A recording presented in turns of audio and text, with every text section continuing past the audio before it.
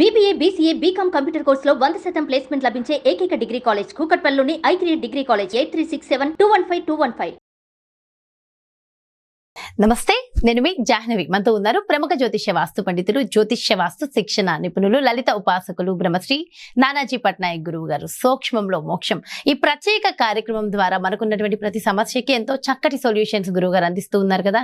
అయితే మీరు అడిగిన ప్రశ్నల్లో నుంచి గురువు గారు ఒక ప్రశ్న అడిగి తెలుసుకుందాం. నమస్కారం గురువు గారు. శ్రీమాత్రే నమః.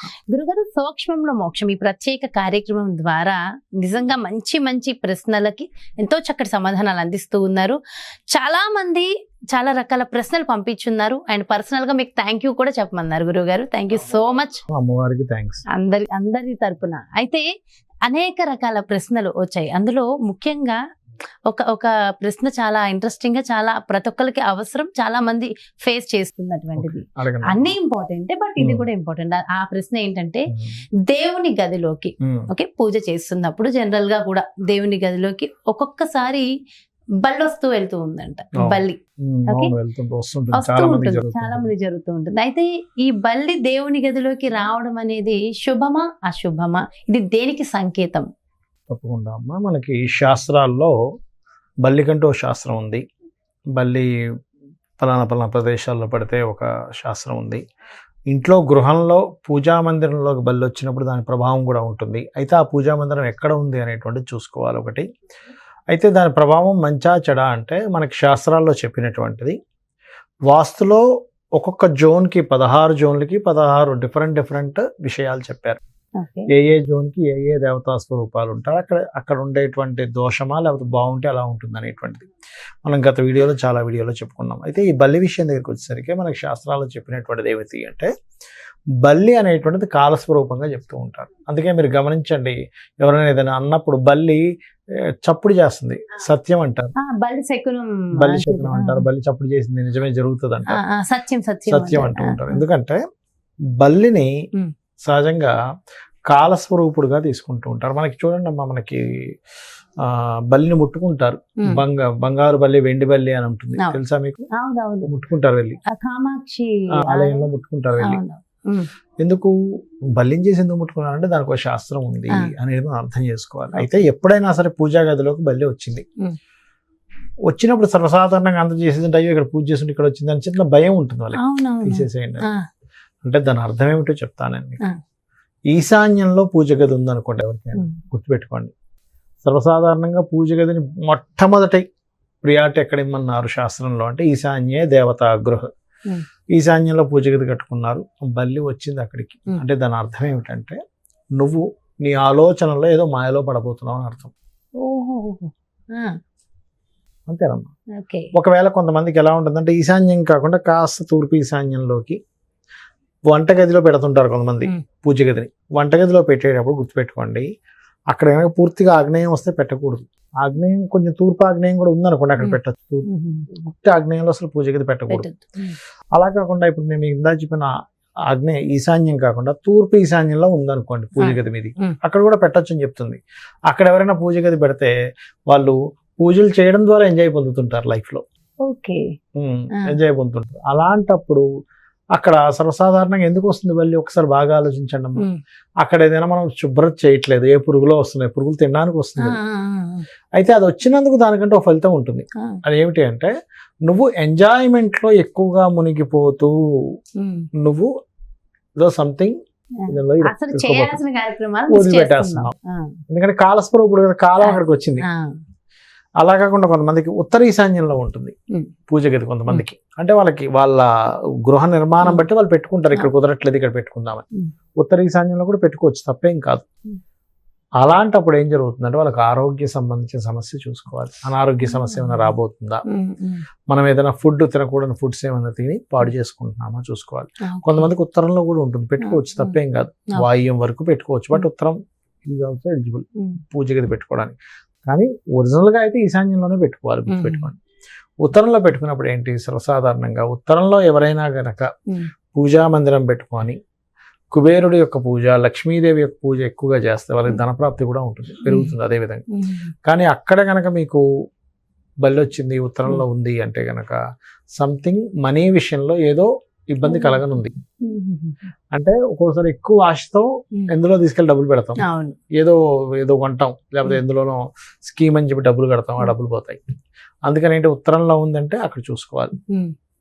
అయితే ఇప్పుడు ఎక్కడైనా బల్లి వచ్చింది అనుకుందాం, ఏది ఈశాన్యం కావచ్చు, వాయువ్యం కావచ్చు, ఉత్తరం కావచ్చు, తూర్పు ఈశాన్యం కావచ్చు, ఉత్తర ఈశాన్యం కావచ్చు, ఏదైనా బల్లి వచ్చింది అక్కడ.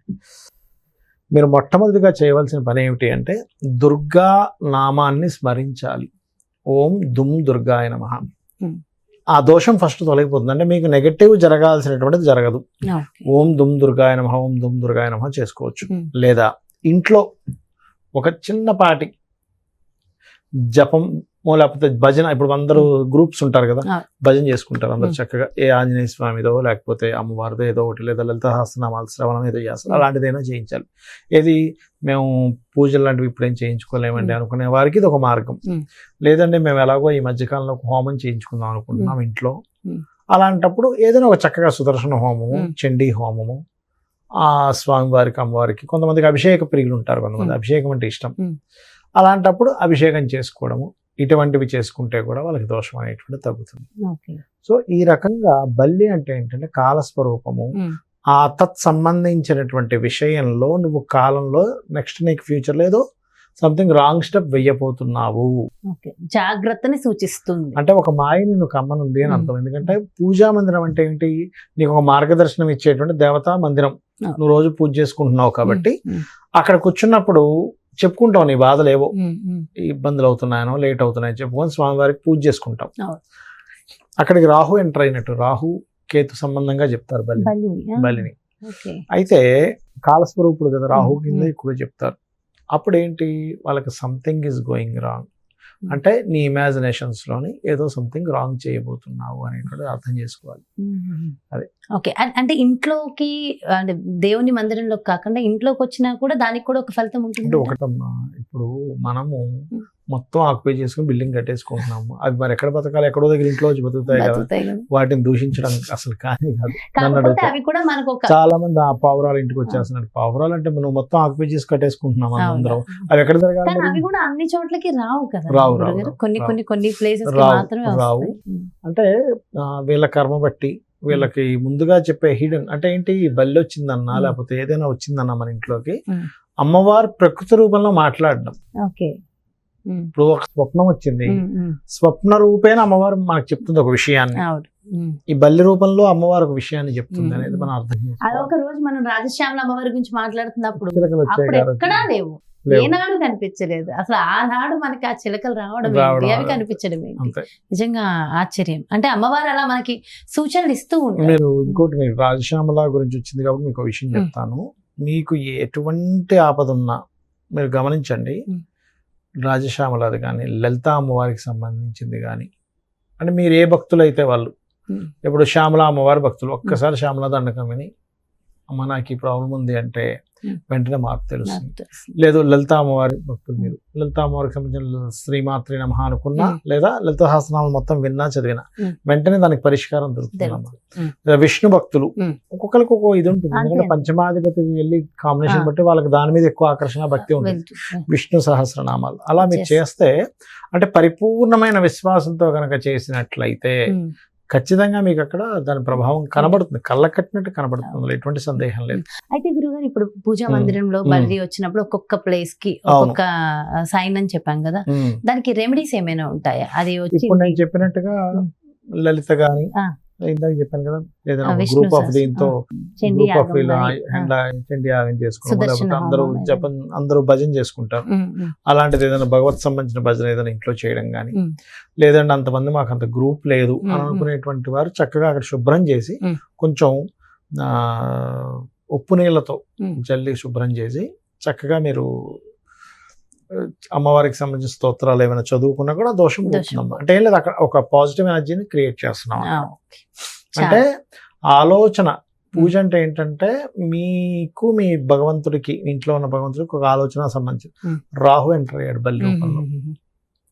అంటే సంథింగ్ కాలంలో నువ్వు చేసే ఆలోచన ఎక్కడో తప్పుదారి పట్టబోతుంది కాబట్టి జాగ్రత్తగా ఉంది. సింపుల్. సో అక్కడి నుంచి మాక్సిమం దాన్ని వెళ్ళనిచ్చేయడం మంచిది. అంటే పురుగులు ఉన్న దగ్గర బల్లులు వస్తాయి. ఇంట్లో పురుగులు లేకుండా చూసుకుంటే అవి ఉండవు. అవే వెళ్ళిపోతూ సింపుల్. అంతే. దానికి ఆహారం కోసం వచ్చాయి అవి. చాలా చాలా మంచి విషయాన్ని అందరికి చక్కటి విషయ పరిజ్ఞానాన్ని ఇచ్చారు గురుగారు. Thank you so much. నమస్కారం. శ్రీమాత్రే నమః. Yes, చూసారు కదండి, మరి చాలా మంది ఉన్నటువంటి ఈ ప్రశ్నకి సమాధానం వచ్చింది కదా. మరి దేవుని మందిరంలో బలి ఉన్నప్పుడు ఏం చేయాలి, దేనికి సూచన, దానికి మనం పాటించవలసిన రెమెడీలు గురువుగారు ఎంతో చక్కగా ఎక్స్ప్లెయిన్ చేశారు కదా. మరో చక్కటి ప్రత్యేకమైన కార్యక్రమంతో మళ్ళీ మీ ముందుకు వచ్చేస్తారు. నమస్తే.